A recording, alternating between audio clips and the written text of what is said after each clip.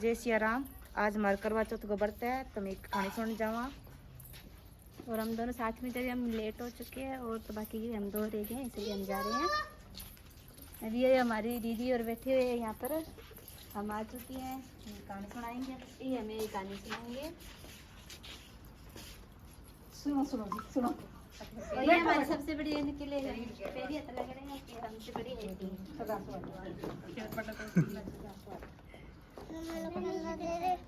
और बाकी है नहीं दीदी, आगे चले गए। अच्छा हम लेट हो गए ना, आप लेट हो गए।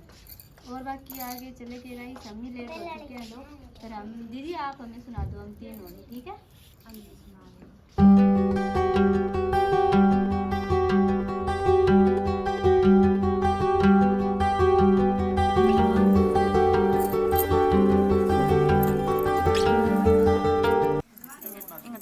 आज करवा चौथ का व्रत रखा है सभी ने, लेडीज रखती है और इस पे तिलक भी लगाते हैं। ये क्या होती है, इसको क्या बोलते हैं कविता, इसको क्या बोलते हैं? चौथ माता का व्रत रखा है, मैंने फर्स्ट बार रखा है और मैं भी आज भूख से तड़प रही हूँ। आज पहली बार फास्ट रखा है ये करवा चौथ का मैंने। और उसके बाद ये ना लेडीज एक दूसरे के, ये वो क्या कहते हैं, मौली का धागा बांधती है और ये तिलक लगाएंगे इस पे, चौथ माथा पे जो भी है।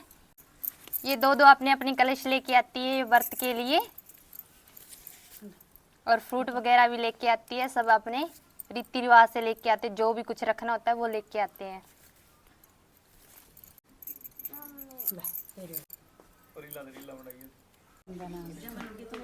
लो भाई ਹੁਣ ਆਪ ਤਿਲਕ ਕਰ ਦੋ ਇਹਨਾਂ ਦੇ, ਆਪਾਂ ਉਹਦੇ ਕਲਸ਼ ਦੇ ਕੱਢ ਲੈ, ਦੀਪੂ ਕਲਸ਼ ਦੇ ਕੱਢ ਦੇ ਤੂੰ ਤਿਲਕ।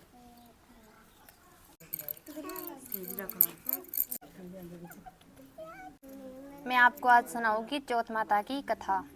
सभी ने पीछे पीछे अंकारा पढ़ना है, ठीक है ना। जो भी मैं बोलूँ उसके बाद सबने पीछे से जवाब करना है, का बोलना है। एक साहूकार था, उसके 7 बेटे थे, एक बेटी थी। सभी भाई बहन साथ साथ खाना खाते थे। कार्तिक मास की चौथ के दिन भाइयों ने बहन से खाना खाने के लिए, बहन ने कहा मेरा आज करवा चौथ का व्रत है, मैं चांद देखकर भोजन करूंगी। एक भाई ने सोचा बहन भूखी रहेगी। इसके अरे मेरी थोड़ी ना वीक है हिंदी में, थोड़ा इंग्लिश में बोलते ना वो थोड़ा हो जाता है मिस्टेक। उसने एक दीपक जलाकर उसके ऊपर छननी रख दी और बहन से कहा चांद उग गया है। बहन ने चांद को अर्घ दे दिया और भोजन करने लगी। पहले गिलास में बाल आ गए, दूसरे में गिलास में साल आ गया, तीसरे गिलास में उसने लेने के लिए ससुराल से आ गए और कहा तुम्हारा पति बहुत बीमार है। माँ ने कहा जल्दी जल्दी उसके कपड़े बांध दे। जब वह कपड़े पहनने लगी तो पहला कपड़ा सफ़ेद रंग का निकला, दूसरा पहनने लगी सफ़ेद रंग निकला। उसने मन लगाकर सफ़ेद रंग के कपड़े पहन लिए। उसकी माँ ने उसे एक सोने का रुपया दिया और कहा जो तुझे सुहागन होने का आशीर्वाद दे उसे ये रुपया दे देना और पल्लू पर गांठ बांध लेना। रास्ते में उसने कई लोगों के पांव छुए परंतु किसी ने भी उसे सुहागन होने का आशीर्वाद नहीं दिया। अपने ससुराल पहुंचकर दरवाजे पर उसकी छोटी नंद खड़ी थी। उसने उसके पांव छू लिए तो उसने सदा सुहागन हो का आशीर्वाद दिया। उसने वह सोने का रुपया अपनी ननद को दे दिया और पल्लू पर गांठ बांध ली। अंदर गई तो उसकी सासू ने कहा ऊपर जा तुम्हारे पति की सेवा कर, वो तो मरने वाला है। वह अपने पति देव की सेवा करने लगी। सासू माँ ऊपर ही खाना भेज देती है। थोड़े दिनों के बाद माघ शीघ्र की चौथ और आई। चौथ माँ ने कहा करवा चौथ ले भैया, करवा चौथ ले भैया की प्यारी करवा ले, दिन में चांद दिखाती करवा ले। उसकी करवा माता ने अपने पति देव को ठीक करने की बात कही। चौथ माता ने कहा पोष में चौथ आएगी, वह सबसे बड़ी बहन होगी, वह तुम्हारे पति को ठीक कर देगी। इस तरह आसोस की चौथ माता आई, उसने अपने पति देव को ठीक करने की बात कहती है।